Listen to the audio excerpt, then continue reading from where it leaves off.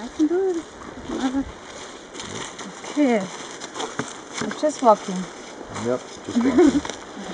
Don't even think about it, just walk. Just slowly.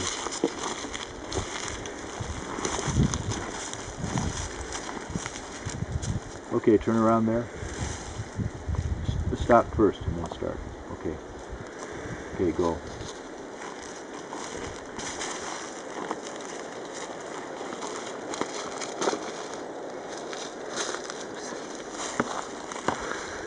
Okay. It's good. Notice anything? Anything stick out? A little bit of stiffness in the upper body. Like the shoulders don't move very much. As not everyone's does, but the eyes were on the ground most of the time. She didn't lift her feet very high. Yep.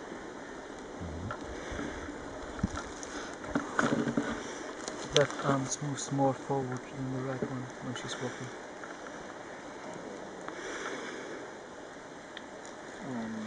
I saw a kind of a stiffness in the hips, and so the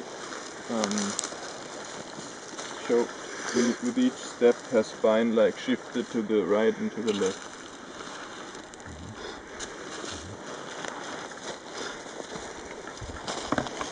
Okay.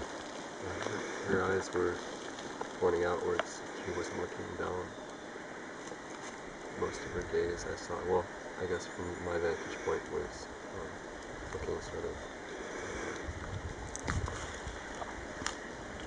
Okay. Some important observations. Okay. Next person.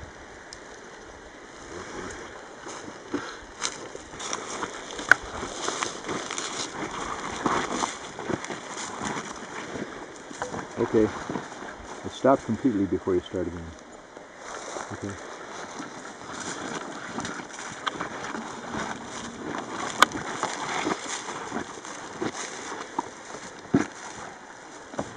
All right. Anything stand out? the shoulders were up, the head was forward, the hands were turned this way instead of this way. And there's one more thing I can't remember. Heels hit the ground first. When he began to walk, his weight shifted onto his launching leg first, and then the weight went to the stepping leg.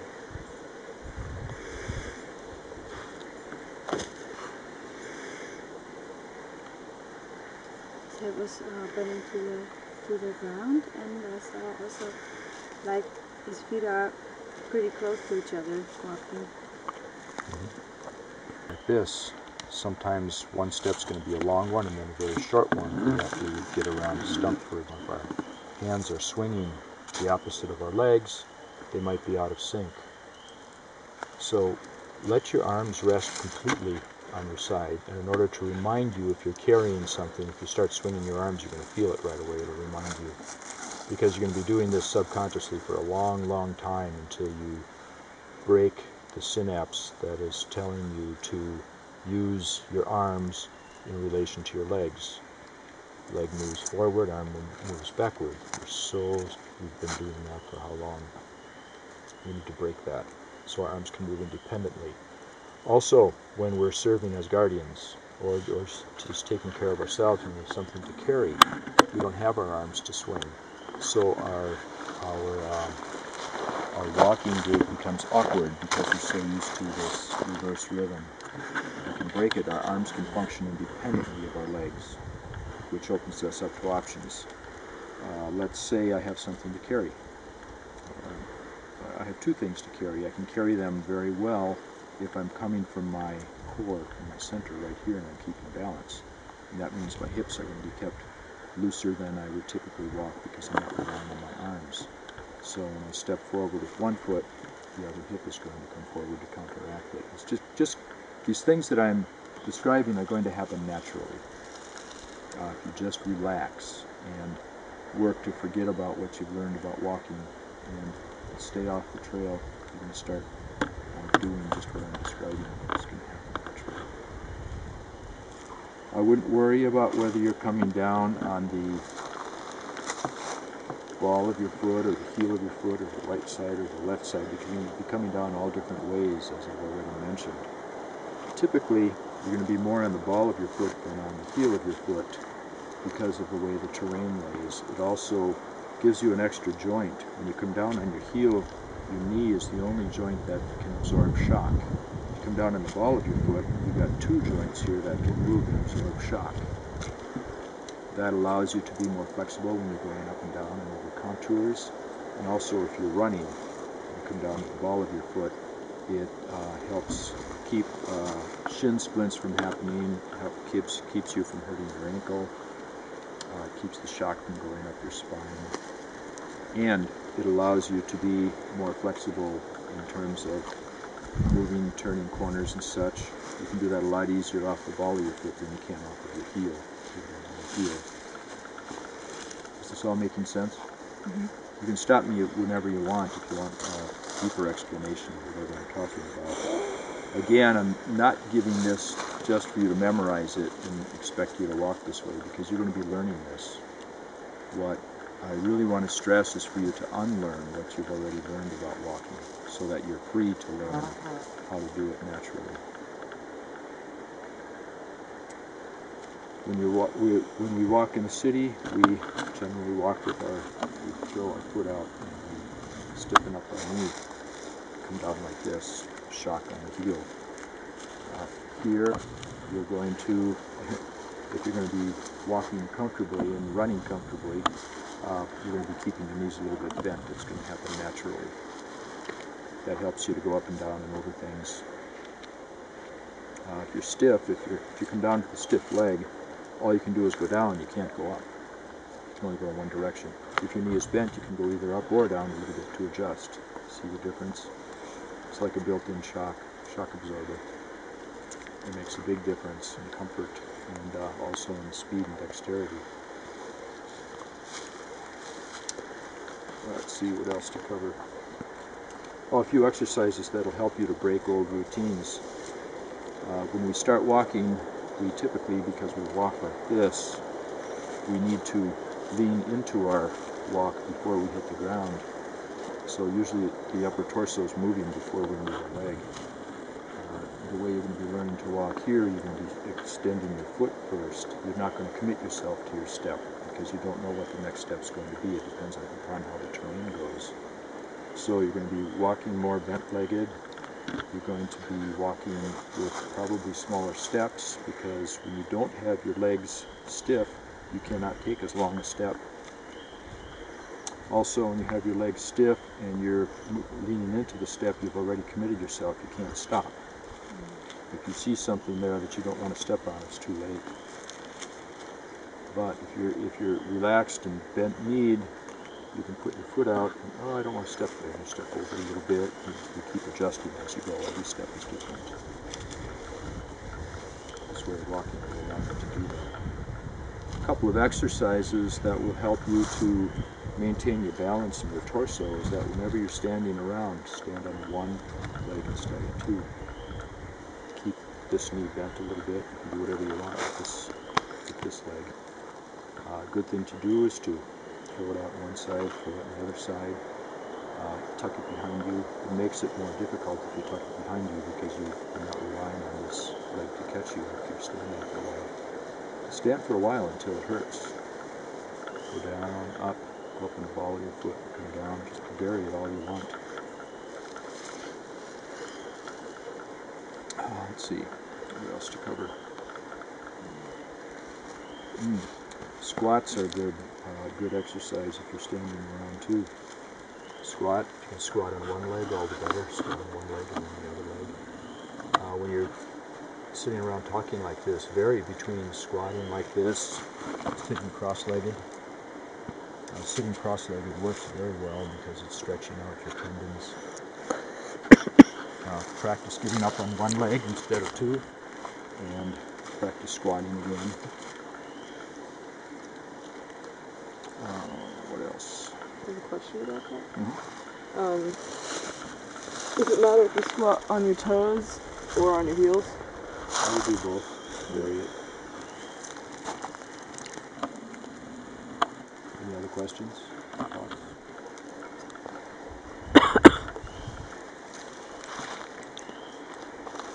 Okay, while you're moving, practice. We tend to do extremes when we're walking in the city. We don't need to worry about tripping very often unless we're coming to a curb or a crack in the sidewalk. Don't have to look down very much. Don't have to look your feet. When you're walking here, there's a whole lot to observe, a whole lot to notice. You want to look ahead, of course, because you want to know where you're going. You might want to stay on course. You want to observe your surroundings. You want to pick up on any sign you're seeing. So you may not be looking on the ground all the time. If you are, you're going to be missing everything else. So what I do is I vary the amount of times I'm looking downward with the difficulty of the terrain, the difficulty of moving through the terrain. Here it's pretty smooth. I might be stepping over a little something or other here and there. I won't look down very often, maybe once every 8 or 10 paces. What you're doing, if you're not looking down all the time, is you're training your photographic memory. When you look down, you get an impression of what's there, and look up, and rely upon what you've seen. And you're going to get better and better and better at it, so that you can keep your sight available for noticing other things. Is that clear enough to everybody? So what's going to happen is that you're automatically going to be glancing down more often the rougher the terrain. The easier the terrain, the less often you're going to be glancing down. You notice it if you're watching somebody. You're just going to glance down quickly and keep walking. What I'd like to suggest before you even think about running is to just practice walking and start slowly. And we're going to do some walking exercises very shortly here, because running is just fast walking. And if we can take it easy, take it slow, to work to break our old patterns, and then just gradually increase our speed as we feel comfortable without pushing ourselves. Just gradually increase our speed as we gain the dexterity and the flexibility, and our old patterns start to shed. We're going to be naturally running the same way we walk. We're going to be running very gracefully.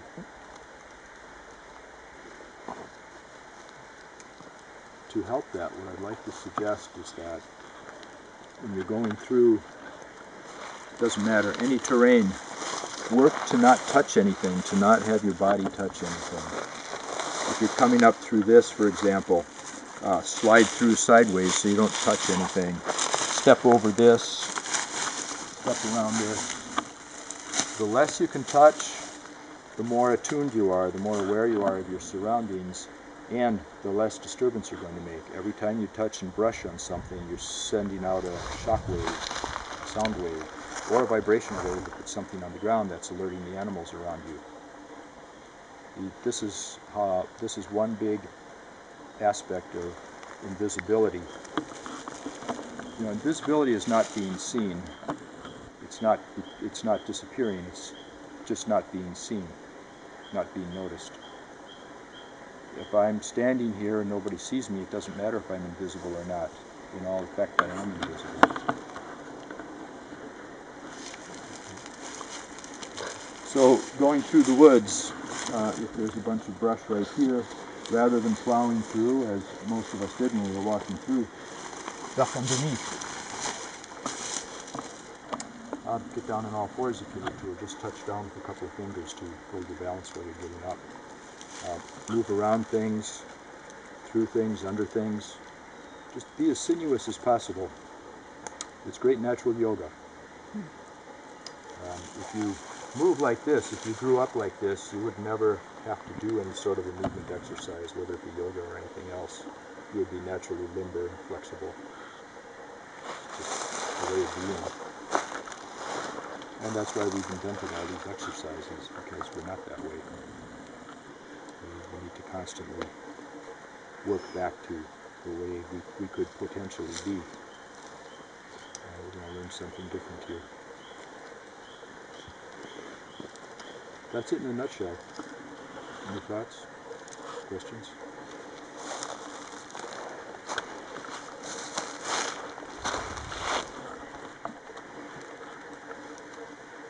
So when I'm walking in the woods, I'm not really consciously thinking, oh, right now I should put my feet here, or I should be relaxing or tensing this or that muscle. You just let it happen. Eventually, if you're not thinking about what you're doing now, if you're not conscious, you're going to be walking the same way you walk in the city, which means you're going to be shuffling your feet, you're going to be tripping on things, you're going to be plowing through brush. But that's the ideal. Eventually, you won't be thinking about it at all. It'll just come naturally. But you say not to focus necessarily on the pigeon toed, the duck toed, or the straddle, but just walk and see what happens, and it'll come naturally the way that it's developed. If you're conscious about it, again, we have to break the synapses that tell us how to walk. If you notice that you're walking along and your foot keeps catching on things, see, the wider our straddle, the more we're going to be catching on things, the wider a trail we need. The narrower our straddle, the narrower our trail, and the less opportunity there is for us to trip on something and catch something. It's just naturally going to happen. If I am duck-footed, all of a sudden my trail is that much wider. It's as wide as I turn my foot. I have much more potential for catching on things. If I'm not duck-footed or pigeon-toed, if I'm coming straight ahead, I'm sliding very sinuously through the brush. It's just the natural way to be. And that'll come if I'm conscious about what I'm doing. If I'm not, I'm going to keep walking like this and brushing on things and tripping things and creating concentric rings.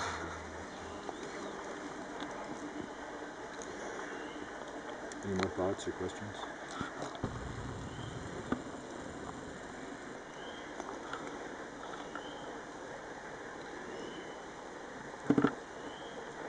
You're not so concerned about necessarily how you hold your back or your neck or your pelvis?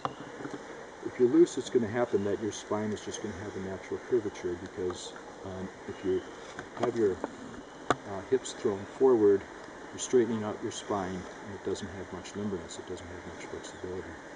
You want your spine to be nice and flexible, your hips to be flexible. And the spine has a natural curve, less curve, so that it absorbs shock. What about the neck? Your head moves independently too, just like your arms.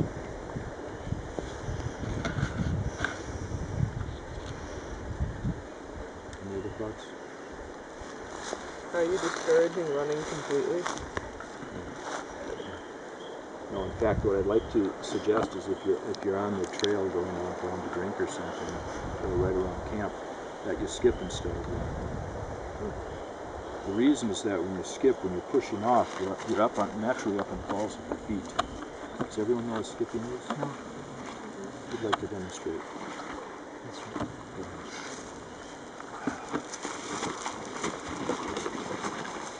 Yeah, see how he's up on the balls of his feet, pushing off? It's a double step. You've all done skipping, I'm sure. It puts some good pressure on your calves. Helps you develop your calves, which you're going to need a lot when you're walking in a natural environment where your push-off power comes almost entirely from your calves. Your calves are what operate this joint right here. So the stronger your calves, the easier you're going to get around. And skipping is a great exercise for it. So, skip rather than run. Looks happier anyway. Whether you're happy or not, right? Right. Create illusions. Fake it.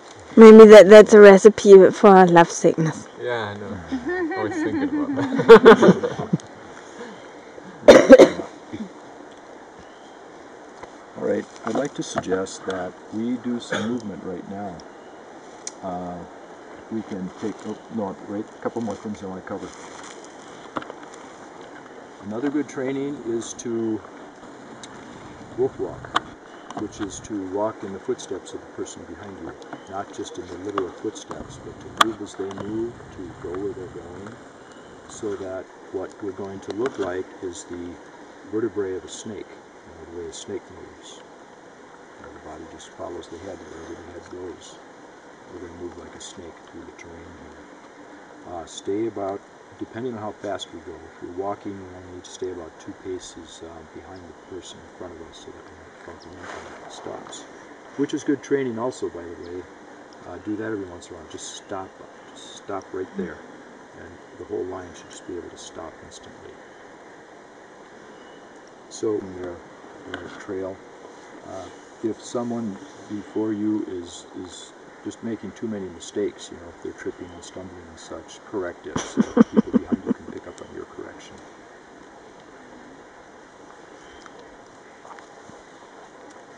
The faster we move when we're wolf walking, the more distance we need between each other.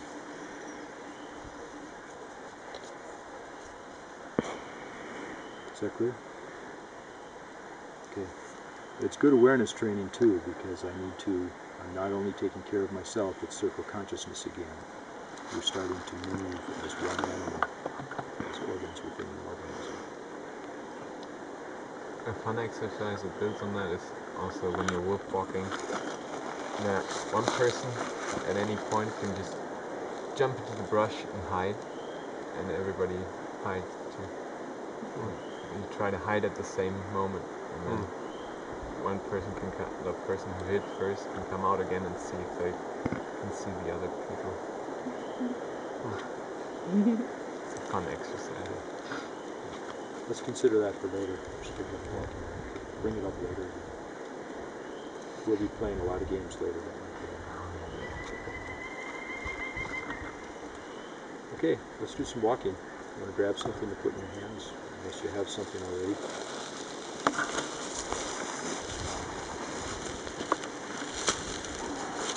I need a pee break. Me too.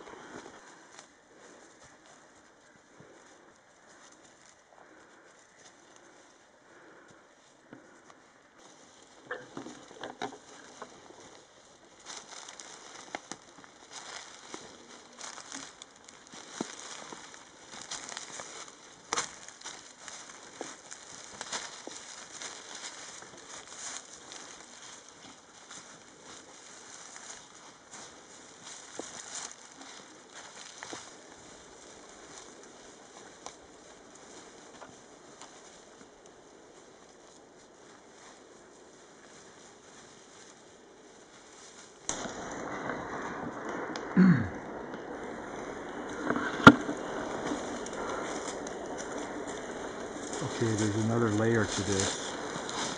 There's another layer to this that I'd like to share before I ask how it's going. There's a saying in guardian training, and that is to train like a cat and move like a bear. You know how cats move. If they come up to a fallen log, they're going to hop on top of the log and walk on top of it. A bear isn't. The bear is either going to go underneath it or go around it. Bears are not going to go where cats go. Now, for training, it's very important to be cat-like so that we can adapt and adjust to any situation that comes up. However, when we're on a guardian mission, we don't want to take any risks. When we're jumping up on something, we're exposing ourselves. We're also risking, if we're moving fast, we're risking twisting an ankle or falling, breaking an arm, disrupting our movement. So we want to be as quiet and stealthy as possible. And bears and cats are both stealthy, but they're stealthy in different ways. So we want to move like a bear when we're on a guardian mission. Now there's another layer to our movement here. When you come to something, some obstacle, there's an obstacle right here, and I'm coming up to it, instead of leaning backward and going under it, always lean forward, almost always lean forward. There are exceptions. When I lean forward, I'm maintaining my center, I'm maintaining my balance. If I lean backward, I'm off balance.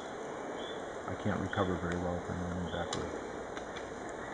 Does that make sense to everybody? Now I'm going way down under something. I want to flatten out. You notice how a frog has the legs off to the side, the rear legs, front legs are out like this.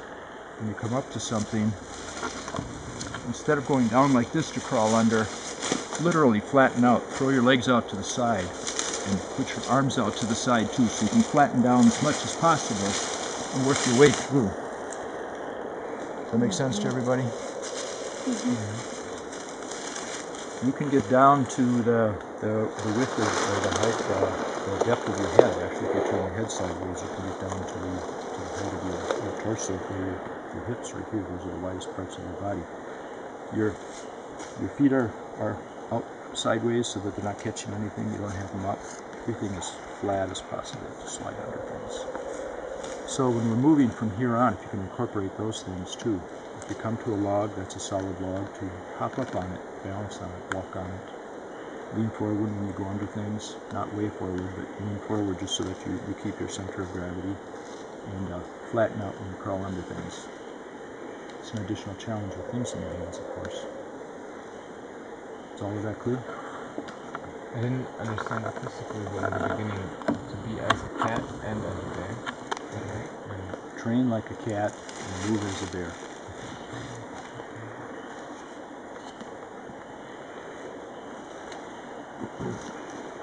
Do you understand why? We're not as small as cats. So we can't do the same things if we want to run in circles. Depends upon which cat you're talking to. There are some very big cats. Cats 4 or 5 times your weight, actually. Still pretty nimble and dexterous. I don't quite understand. Does that mean that in training we train like a cat, like we balance something, but on a mission we are as a bear? Yes. A bear takes a lot fewer chances than a cat. When we move like a bear, we can move more quietly, more invisibly. Okay, but in training we're being the cat. Yeah, we can do some of each.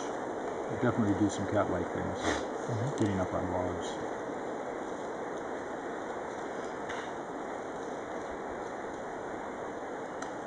When you're moving, typically, rather than stepping, say this is the log that I was leaning against. If you're coming up against a log like that, rather than stepping on it, step over it. Whenever you step on something, you're incurring the risk of making noise. If it's a rotten log, your foot might go through it. If you slip on it, you're going to make some noise. If you're stepping up on a log, you're going to be going like this instead of going seamlessly over it. So step over as much as you can rather than stepping on things. Also, if you get into the habit of stepping over things, you're not going to be risking twisting an ankle if you slip for any reason.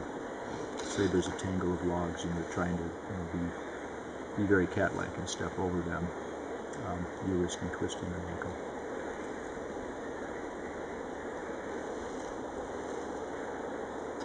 Okay, how did your exercise go so far? What are you picking up? It was interesting to see while I was walking, then something was changed and I was kind of know which person was in front. Like when we start to get in these thin small trees, I knew this person was in front, and because I don't know, it was just like only this person would choose such a way, because he's kind of agile enough, flexible enough to move. Then we moved into the other way, like it was really small, it was flat, not high but flat, and I knew it must be this person which must be on top, because this person was behind me. So it must be a small person. Yeah, I think that there are group consciousnesses as for that as well. Like choosing the way of knowing everybody is able to walk.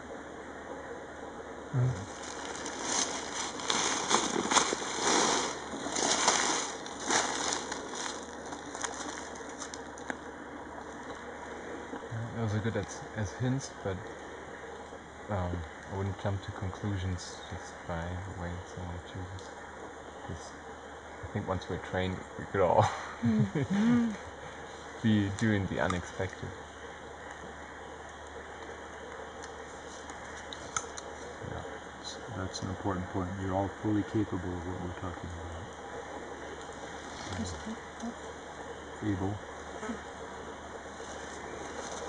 I felt very disoriented. It was hard for me to make observations while I was moving. There were times where I was totally in the process of moving, but then other times I was trying to make observations of people behind me. It was hard for me to focus on walking and observe at the same time. That was a bit it might also just be because I'm looking at it, but anyway, it was hard for me to process what was going on.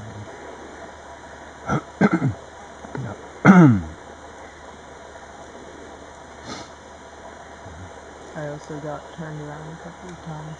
Like the sun was all of a sudden on the other side, and I said, when did that happen? And I noticed that I often underestimated the size of my body. Like I would think that I could make it through a certain area without touching anything. I noticed people stepping on small trees and branches, and I did too. I heard noises under my feet and behind me.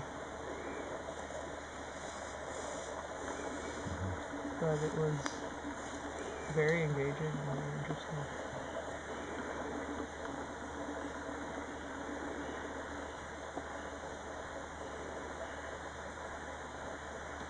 Any more observations? For a short moment I had the feeling that I was just gliding through the landscape, but it was hard to wolf walk at the same time, because I was following more my own rhythm at that point. Imagine having that feeling all the time. It's going to come. Anyone else? I found it pretty exhausting, like all the up and down. Good. That's what we need. Good workout. Yeah, I found it exhausting too, but then I thought, well, I was asking for strenuous physical training, so here it is.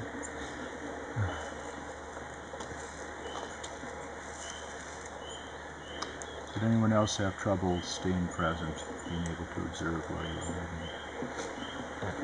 moving? Okay. Why don't we go again and slow it up this time? You can even slow it by half. Just move slowly and work. As I observed you folks, sometimes I was ahead of you, sometimes off to the side. You were brushing many more branches than you needed to if you were more present with what you were doing. If we slow it up, you'll be able to take your time. We have a couple new techniques now for going under and around things. Use them. Just take your time. Remember, this is nothing about speed. We can go along at a snail's pace. It's fine. It doesn't matter. We're here to attune, to awaken. The pace will just naturally pick up. You're just naturally going to start moving faster as it starts feeling more comfortable. And that's not going to happen this sun. It's going to take a moon or more before you really start moving in the speed. And the better you can stay present with this stage of the process, the better you're going to be moving later and moving naturally. If you speed it up too much, you're skipping some of the initial training that's needed. You're skipping the breaking of the old patterns. and the starting to move unconsciously. You don't want to do that. With the time and energy you're investing now is going to pay off for the rest of your life. So let's do it right. Let's do it fully and completely.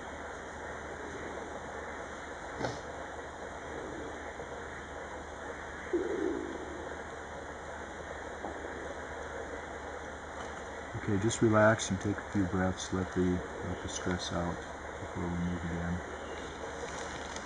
Some questions for you immediately after we begin. I didn't really understand. Are you using the timing of the person's memory? If they take 2 steps and then pause, and then take 2 more steps, do I pause in the same place that they paused? Yes, as long as it makes sense. And if I fall behind or for any reason, well, I guess I won't because we're going so slow. Very slow.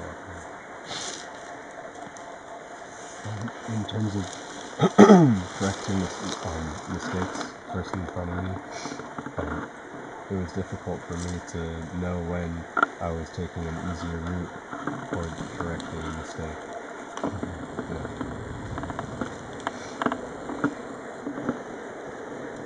Okay, there's another guideline I follow. I always stay out in my frontier. If anything, I'm going to make it more difficult rather than easier.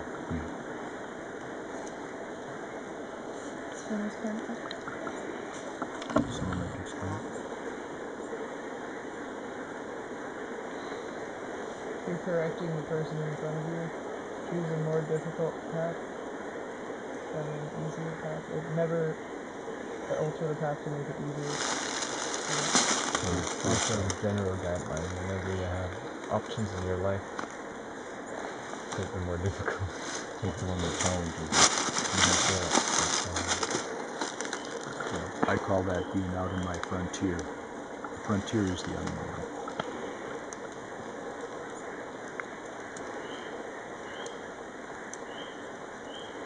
Any other thoughts, questions?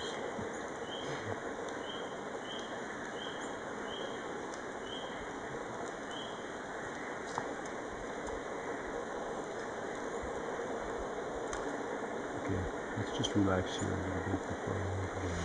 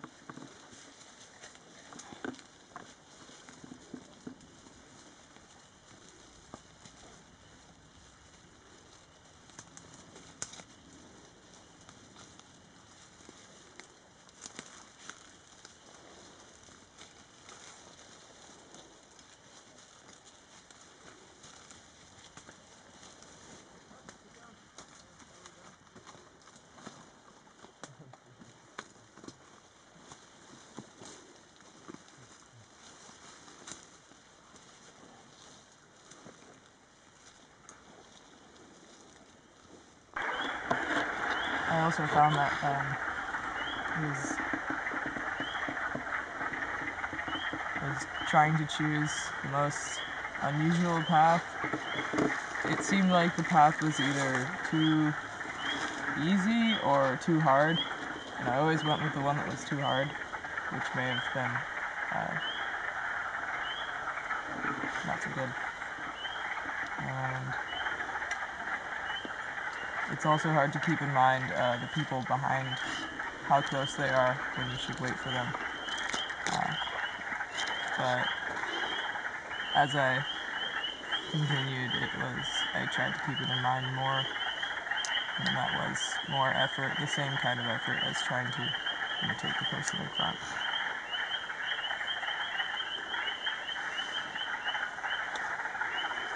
You may find that when you're actually leading a mission, leading is going to be harder than following.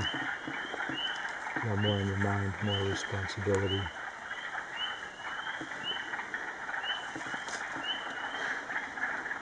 And when the going is tough, such as breaking trail through snow, it's going to be more physically exhausting for the first person than for those behind.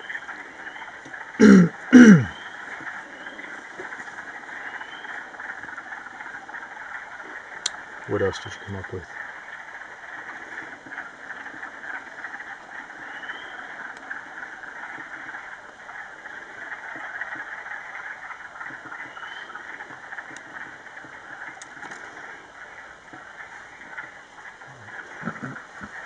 I found it hard to concentrate or to stay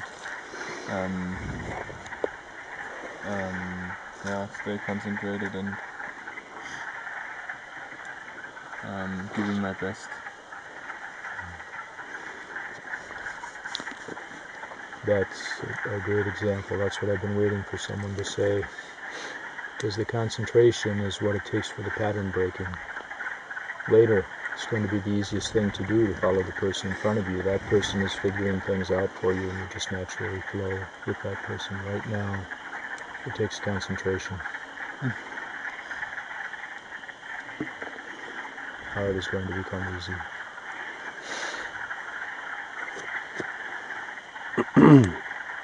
Slowing down is also hard. Stay on your edge. Keep making it hard. Because that's what you need to break through.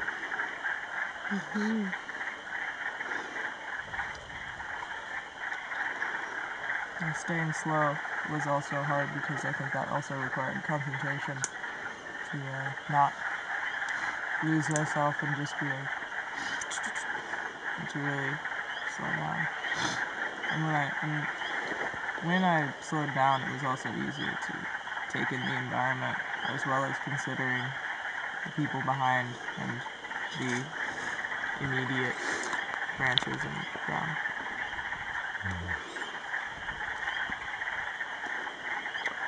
There's one rule of trail etiquette, and that is that you do not worry about the person behind you. If you're pushing any branches and you're worried about them flopping back into their faces or whatever, that's entirely their responsibility. If that's happening, they're too close. You have to stay aware and not be concerned about the person behind you. Everybody is responsible for themselves. We have a strong circle again. On that note, is it good to look back once in a while? Pardon? Is it good to look back once in a while, just to check on others and maybe see what's coming from behind? Or?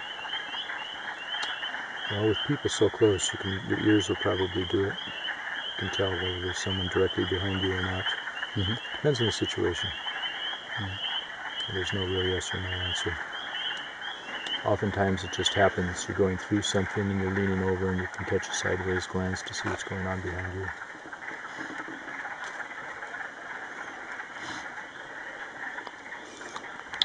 What else did you pick up on?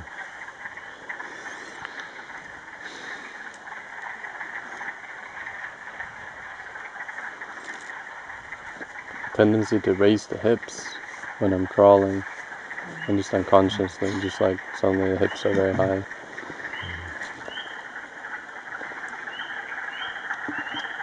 That's a tough thing to do for people who aren't very flexible. This helps, sitting like this. You can magnify it also by doing this. Get more leverage in there. Is this okay too? Yeah, that's all the better. Yeah, do it double. No, that's not good. No. And keep switching off from one leg to the other. Don't stay in the same position. End up hurting yourself or cramping yourself.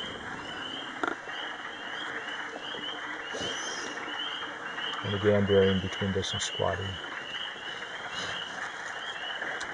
Pick up on anything else?